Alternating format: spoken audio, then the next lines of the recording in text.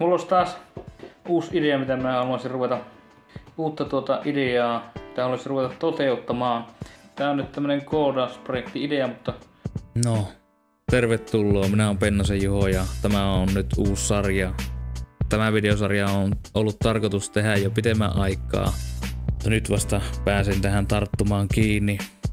Tämä sarja on tämmönen koodaussarja, missä lähdetään opettelemaan erilaisia uusia näitä koodikieliä, minulle tuntemattomia tai vähän tuttuja koodikieliä ja lähdetään opettelemaan niitä erilaisten haasteiden kautta.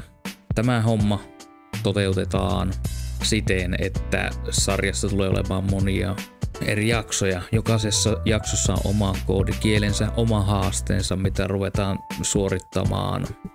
Näissä videoissa tulee olemaan semmoinen seuraavanlainen kulku. Seuraavanlainen näissä yksittäisissä videoissa. Se tulee olemaan kolmiosainen.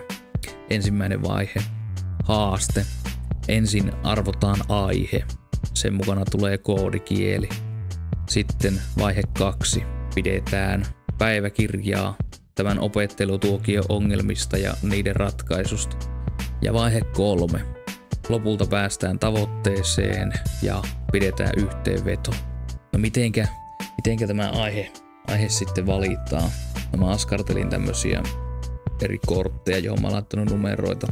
Ja näin, että jokaisen kortin takana on joku aihe kirjoitettuna.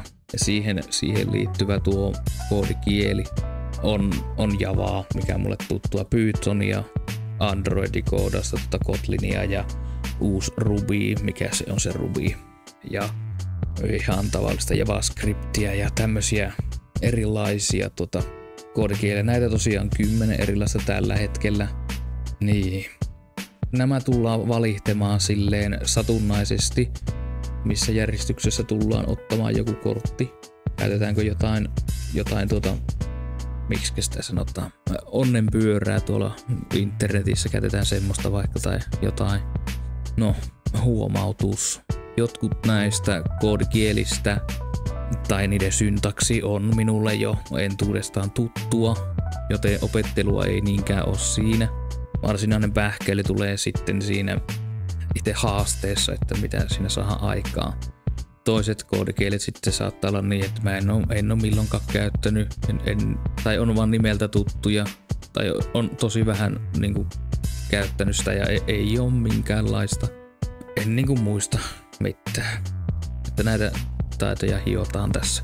Mä toivon saavani palautetta tästä videosarjasta ja niin, jotta mä pystyn niinku kehittämään itteeni, kehittämään tätä sarjaa ja niin, jättäkää sinne uusia ehdotuksia ja kirjoittakaa sinne kommentteihin niitä uusia ehdotuksia ja näin.